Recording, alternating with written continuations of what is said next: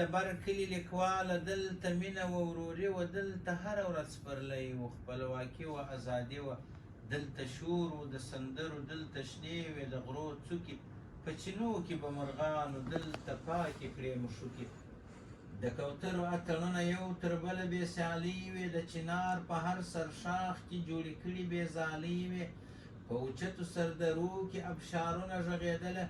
د هېواد پر ټټر باندې مست سیندونه بهېدله د خټین جومات و مخته به راټول څو شملور وه خوشحالۍ به یې ویشلې هره شپه یې د اختر وه د فراه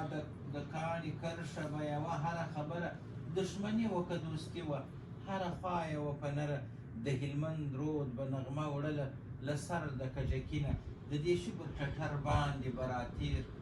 د دې شو پر ټټر باندې به سو تېر په مسته مینه یو کتاب مینه پرته وه د آمو هره څپه کې د ارغند مستي بیده وه د دالې په کناره کې یو کتاب مینه پرته وه د آمو هره څپه کې د ارغند مستي بیده وه د دالې په کناره کې نه شرنګی د زولنو او نه چاپه چا پېژندله نه لوخړې د باروتو نه جګړه چا پېژندله د دنګ غره پراخه لمن کې به خورې ورې کږدۍ وې په اوچتو سردرو کې به شپونکي وه او شپېلۍ وې ای د بر کلي لیکواله بس ناڅاپه اوازه سوه قاتلان کلي ته راغله څراغ مړ سو ای د بر کلي لیکواله بس ناڅاپه اوازه سوه قاتلان کلي ته راغله څراغ مړ سو توره شپه سوه د مظلومو کلیوالو پر خوله چغې سوې نارې سوې د یزید د تورې وار و علاقې په وینو سرې سوې هر خوا شنې لوخړې تاو سوې سره اورونه بلېدله څوک په غبرګو کې ړانده سوه چا په یبلو پښو ځغستله ډېر زلمي ټوټه ټوټه سوه لایق نه وه د کتلو په ټول کلي کې څوک نه و د شهید د ښخولو د چا پښې له تنه پرې سوې د چا نه وه غبرګ لاسونه څوک له سترګو پکې خلاص وه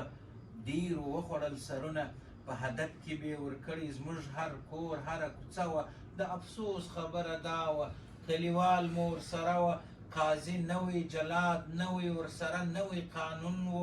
یا غلام یا به مړ کېږم د لحد پر غاړه یون و د شفق په کنارو کې د مرګي ویره خوره وه هر اعلان به مو د غم و فاتحه و جنازه و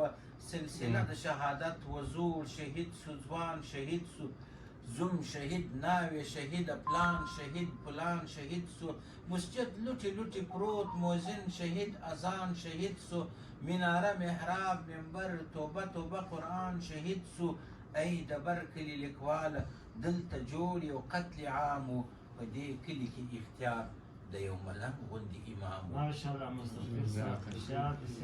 ای د بر کلي لیکواله دلته جوړ یو قتل عام و په دې کلي کې اختیار د یو ملنګ غوندې امام و د الله په نوم یې ژوند و له دنیا څخه کنار و کلیوال ټول ورته ژمن وه د ده غږ ته انتظار و ملنګ وویل ملګرو زما امید دی غني خدای ته دا مغرور د لیست د سره به راځي د لیست و پای ته د ملنګ امام تکبیر و غږ د حی علی الجهاد سو دا ناره زلمو کړه غبرګه سور تنور ټوله هیواد سو شملورو هم لاسونه یو او بل ته سره ورکړه د بابا میړنۍ توره یې لتیکې را بهر که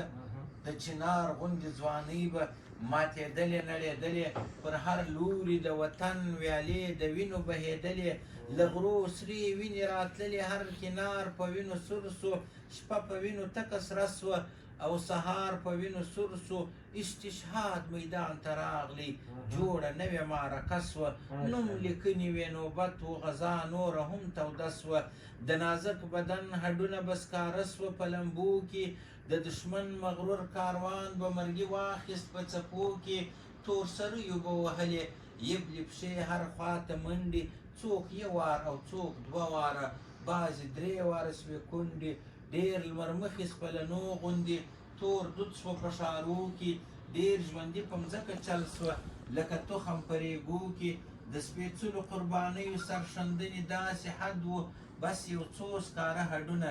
نه کفن و نه لحد و د دې وینو برکت و او د لوی الله نصرت و. نړیوال ښامار مو ولید چې ذلیل سو پر ملا کت سو. د ملنګ امام له مرګ وروسته ښکاره دا کرامت سو. هغه ورک جانان منصور سو پر نړۍ خور هیبت سو. نه یې سر ټیټ کړ پردو ته نه یې ډار وخوړ له مرګه. هغه خلک مستغفره رسېدلي دي تر ارګه. جزاک الله مستر صاحب، جزاک